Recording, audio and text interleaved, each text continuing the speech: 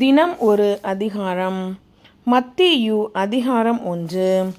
இயேசுவின் பிறப்பும் குழந்தை பருவமும். இயேசுவின் மூதாதையர் பட்டியல்.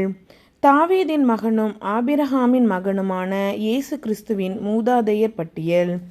ஆபிரகாமின் மகன் ஈசாக்கு, ஈசாக்கின் மகன் யாக்கோபு, யாக்கோபின் புதல்வர்கள் யூதாவும் அவர் சகோதரர்களும். யூதாவுக்கும் தாமாருக்கும் பிறந்த புதல்வர்கள் பெரெட்சும் செராகும்.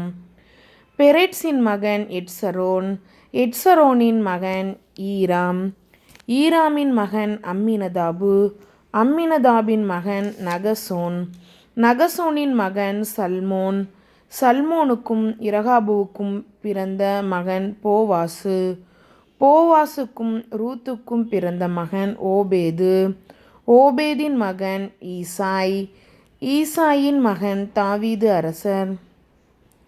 தாவீதுக்கு உரியாவின் மனைவியிடம் பிறந்த மகன் சாலமோன், சாலமோனின் மகன் ரெகபயாம், ரெகபயாமின் மகன் அபியாம், அபியாமின் மகன் ஆசா, ஆசாவின் மகன் யோசபாத்து, யோசபாத்தின் மகன் யோராம், யோராமின் மகன் உசியா, உசியாவின் மகன் யோத்தாம், யோத்தாமின் மகன் ஆகாசு, ஆகாசின் மகன் எசேக்கியா, எசேக்கியாவின் மகன் மனாசே, மனாசேயின் மகன் ஆமோன், ஆமோனின் மகன் யோசியா, யோசியாவின் புதல்வர்கள் எக்கனியாவும் அவர் சகோதரர்களும். இவர்கள் காலத்தில்தான் யூதர்கள் பாபிலோனுக்கு சிறைப்பிடித்து செல்லப்பட்டார்கள்.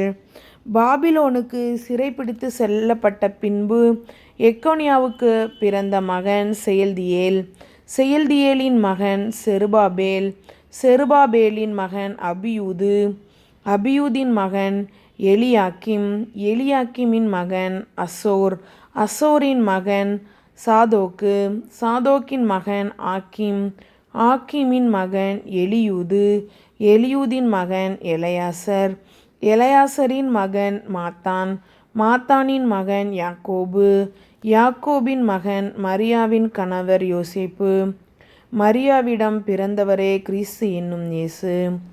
ஆக மொத்தம் ஆபிரகாம் முதல் தாவீது வரை தலைமுறைகள் 14. தாவீது முதல் பாபிலோனுக்கு சிறைப்பிடித்து செல்லப்பட்டவர்கள் வரை தலைமுறைகள் 14. பாபிலோனுக்கு சிறைப்பிடித்து செல்லப்பட்டவர்கள் முதல் கிறிஸ்து வரை தலைமுறைகள் 14.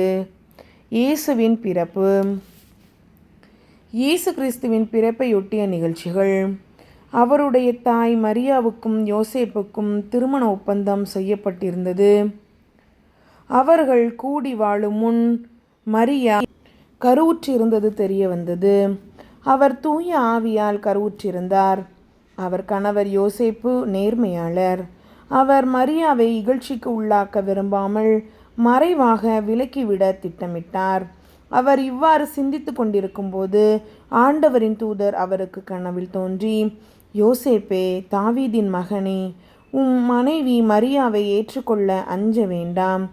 ஏனெனில் அவர் கருவுற்றிருப்பது தூய ஆவியால்தான். அவர் ஒரு மகனை பெற்றெடுப்பார். அவருக்கு இயேசு என பெயரிடுவீர்.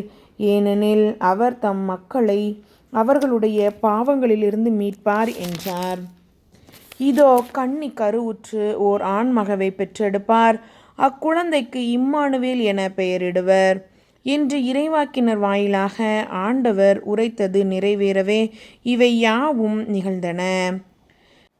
இம்மானுவேல் என்றால் கடவுள் நம்முடன் இருக்கிறார் என்பது பொருள்.